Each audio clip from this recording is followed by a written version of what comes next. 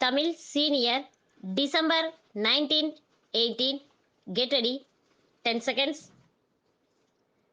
5 seconds. Start.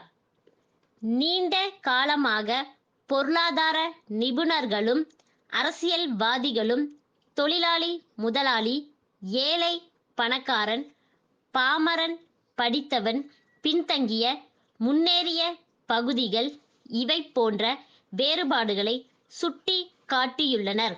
இந்த வேற்றுமைகள் நிலவுவது உண்மை. இவை அகற்றப்பட வேண்டும் என்பதை யாரும் மறுக்க முடியாது. எனினும் நமது நாட்டின் நிலைமையில் நகர்ப்புறங்களுக்கும் கிராமப்புறங்களுக்கும் இடையே உள்ள ஏற்றத்தாழ்வுதான் மிகவும் முக்கியமானதாகும். நமது ஆண்டு திட்டங்களையே எடுத்து கொண்டால் நகர பகுதிகளுக்கு செலவிடப்படும் தொகையில் பாதிக்கும் குறைவாகவே கிராம பகுதிகளுக்கு செலவிடப்படுகிறது. கிராமங்கள் தொடர்ந்து புறக்கணிக்கப்பட்டுள்ளமையால் பள்ளிகள், மருத்துவ நிலையங்கள், குடிநீர், மின்சாரம், சாலைகள், வங்கி வசதிகள், அவசிய உணவுப் பொருள் அங்காடிகள் போன்ற இன்றியமையாத அடிப்படை வசதிகளை பெறுவதில் கிராம மக்கள் பெரிதும் பின்தங்கியுள்ளனர். சிறப்பு பயிற்சி பெற்ற மருத்துவர்களும் பொறியியல் நிபுணர்களும் உயர்கல்வி பெற்ற ஆசிரியர்களும் நகரங்களையே நாடுகின்றனர். கிராமங்களை அணுக தயங்குகின்றனர். நகர்ப்புறங்களில் அத்தியாவசியமான வசதிகளுக்கு நாம் ஏற்க வேண்டிய செலவுகளை குறைக்க வேண்டும் என்பதல்ல என் கருத்து. பொருளாதார வளர்ச்சிக்கான வாய்ப்புகளும் மக்களின் வாழ்க்கை தரமும் கிராமப்புறங்களில் தக்க அளவுக்கு மேம்படுத்தப்பட்டிருந்தால் கிராம மக்கள் நகர்ப்புறங்களில் குடியேற தேவை இருந்திருக்காது. பெருமளவில் நகரங்களில் அரசு செலவு செய்ய வேண்டிய அவசியமும் உருவாகி இருக்காது என்பதைத்தான் உணர்த்த விரும்புகிறேன். கிராமங்களுக்கும் நகரங்களுக்கும் உள்ள இந்த ஏற்றத்தாழ்வை போக்குவது இந்த அரசின் கொள்கையாகும். பாசன வசதிகளை பரவலாக்குவதன் மூலமாகவும், வேளாண்மை வளர்ச்சி திட்டங்கள், கால்நடை வளர்ப்பு, பால் பெருக்கம், மீன் வளர்ச்சி ஆகியவற்றின் மூலமாகவும் கிராம மக்களின் வருவாய் உயர்த்தப்பட வேண்டும்.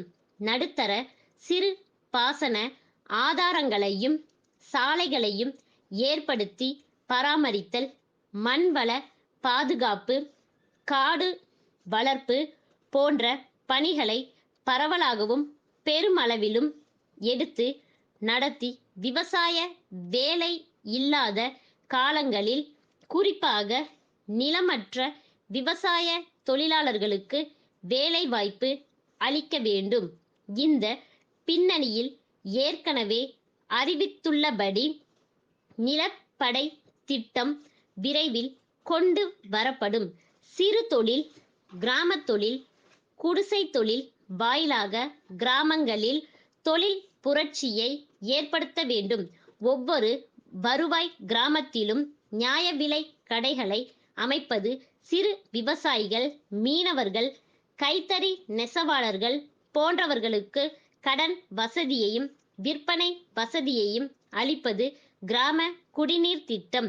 கிராம பகுதிகளில் சாலைகள், கிராம பள்ளிகளில் தொழில் சார்ந்த கல்வி, முதியோர் எழுத்தறிவு, கிராமங்களுக்கு மருத்துவ சுகாதார வசதிகள், கிராமப்புற வீட்டு வசதி ஆகிய நமது பல்வேறு திட்டப்பணிகள் கிராம மக்களது வாழ்க்கை தரத்தை மேம்படுத்துவதை குறிக்கோளாக கொண்டுள்ள முக்கிய முயற்சிகளாகும் என்பதை தெரிவிக்கின்றேன். சென்னை மண்ணடி மன்னார்சாமி கும்பகோணம் கோவிந்தசாமிக்கு எழுதி கொண்டது. அன்புடையேன். தாங்கள் 10ஆம் தேதியன்று எழுதிய கடிதம் கிடைக்கப் பெற்றேன். நான் வெளியூர் சென்றிருந்த காரணத்தால் தங்களுக்கு உடனடியாக பதில் எழுத இயலவில்லை. மன்னிக்கும்படி கேட்டுக்கொள்கிறேன். தங்கள் கடிதத்தில் கேட்டுள்ளபடி வாழை இலை கட்டுகள் இங்கிருந்து லாரி மூலம் தங்களுக்கு அனுப்பி வைக்க முடியும். ஆனால் சென்னையில் இருந்து சரக்கேற்றி வரும் லாரி ஏதாவது ஒன்றை தாங்கள் ஏற்பாடு செய்தால் அதில் நான் இலை கட்டுகளை ஏற்றி அனுப்ப முடியும். இங்கிருந்து லாரி பேசி அனுப்புவதனால் செலவு அதிகம் ஆகும்.